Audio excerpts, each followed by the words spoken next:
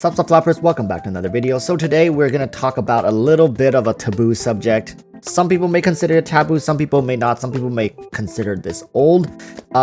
What you may be thinking is I'm going to be talking about how, get people to not spend for a political movement. While I will touch on the subject a little bit, but I really just want to make this video to help newer players and older players, either for you to understand what it means to spend money in Genshin Impact, or for older players to break out a bad habit or a bad cycle that you feel like you can't do it alone. And it's almost like a support video, or for a support group. This is an issue for a lot of people, all right? Spending excessively or feeling gratification only when you spend money to get something. And I know currently with what's going on in the world, it's difficult to go out, it's difficult to go have fun with your friends. So, you got a bit of excessive income. For some people, you have a couple bucks here and there to spend, and why not just dump it into a game that you're playing a lot? It happens for a lot of us. So I hope in this video I can help you cut through the fat of all the BS, all the lies that we tell ourselves, and how we justify spending money in this game, and why I think personally it's not needed. All right, and some of these reasons may surprise you, honestly, and some you may already know, and you probably just need someone else to tell it to you, to maybe help you cut off that unhealthy spending. All right, so with all that said, let's get into the video. Here are 5 reasons why you should not spend money in Genshin Impact, or you should either cut down spending or completely stop spending in Genshin Impact. Okay, so starting at number 5, Genshin Impact is just very overpriced when it comes to paying for certain characters. While yes, in the gacha genre, it likely is not the most expensive gacha game you can play, but to get certain premium characters, if you want to guarantee every single character that comes out, you get to snatch them up. They come with a hefty price tag, and it's not justifiable for you to be spending to get these characters, no matter how you spin it when it comes to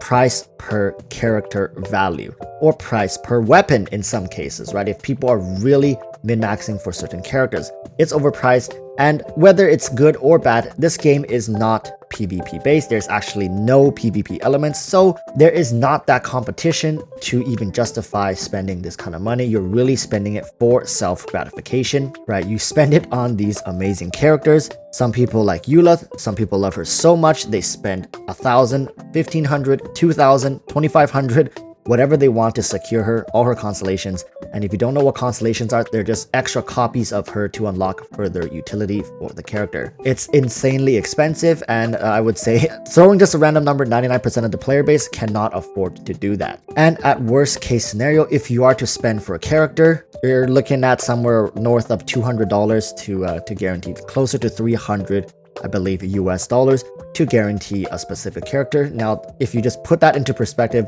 let that number sink in. What does that mean? Like $300 for just one character. And trust me, I'm going to get into points later where it just makes this seem so much more absurd. All right. So for reason number 4, it's that there is very low permanence for things in Genshin Impact, especially things that you actually pay for. I know, it's crazy. Things that you actually spend money towards has very little permanence. And what I mean by that is things don't stay the way they are, or the game is not balanced around a group of characters. Think of games like MOBA games, Dota, League of Legends, Heroes of New Earth, whatever. Those games, they want to make sure characters are constantly being buffed and nerfed to make sure that everything is balanced, but it never is. But Genshin is not like that, all right? These characters you pull for, so someone like Diluc, back in September, everybody wanted Diluc. People were re-rolling accounts for days to get Diluc. It was a great character, S tier in DPS. And fast forward to now, we have characters like Klee, who already outperformed, she came out, I believe, just a month or a little over a month after the game was released, and she was already doing better than Diluc. And then came Hu Tao, who just completely smashed Diluc out of the park. Now, if you don't know what I'm talking about, this thing is called power creeping. If this is your first gacha game, understand that power creeping is a way for companies to design better, stronger characters to sell to you, right? It just has to be this way.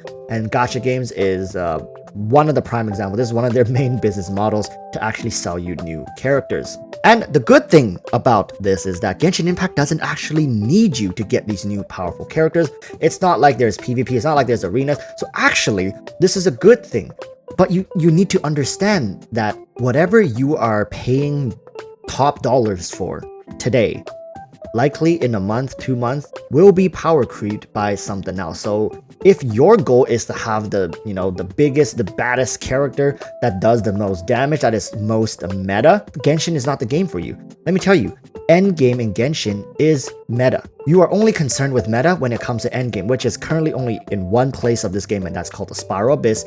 And that place, the meta changes according to miHoYo. And this is a good way miHoYo has circumvented certain laws and restrictions in China where they don't allow you to nerf characters because people spend top dollars to get these characters, and then you just go ahead and nerf them. You're gonna have a riot on your hands, right? So miHoYo has circumvented this problem by, instead of nerfing characters, they just change the end game of the game. Now it favors physical damage. Maybe next time it'll favor Nemo damage. It'll favor elemental mastery. Who knows? The miHoYo will always cater the end game to newer characters. So that's why spending for these characters for their power, because they're good, because they do well, they perform out in the game. Yeah, dude, you're just setting yourself up for failure at this point. So reason number 3 is that actually a lot of the stuff in Genshin Impact by game design is free to play accessible. And through careful planning and patience, you can get almost everything you want in this game. You don't need to be spending money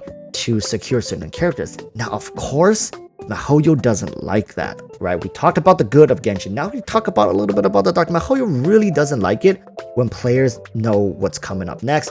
So that's with the whole thing. If you guys are new to the game, there was this period where miHoYo shut down a lot of leaks, and even currently, whenever a leak, especially on Twitter, gets blown up too big, posted, they get taken down, certain videos get taken down, some smaller YouTube channels struggle with leaks as well.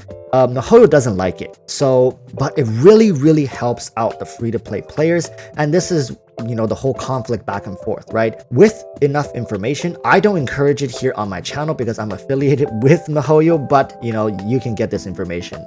It's just everywhere. It's actually hard to not know about leaks, and through leaks, you can actually know, like sometimes a patch or patch and a half, 2 patches ahead of time, kind of roughly what's going on, and that allows you to plan for the future. And as a free-to-play, as long as you are resourceful, you can get exactly what you want. And this is one of the main reasons a lot of people are still playing and very supportive of miHoYo and the decisions to run certain events and how they deliver content. Because in a way, the game doesn't force you to cash, but it really takes advantage of that side of you that I was talking about in the beginning, the psychological side, where you feel the urge and you feel the need to splurge because it draws you in that way. It plays to your psychological side as opposed to your need for power. Reason number 2, spending kills the game for you. It does it really, really fast. And let me tell you, Genshin Impact already has a relatively short shelf life. For players who started back in September, I have heard of players who quit in December, came back in February.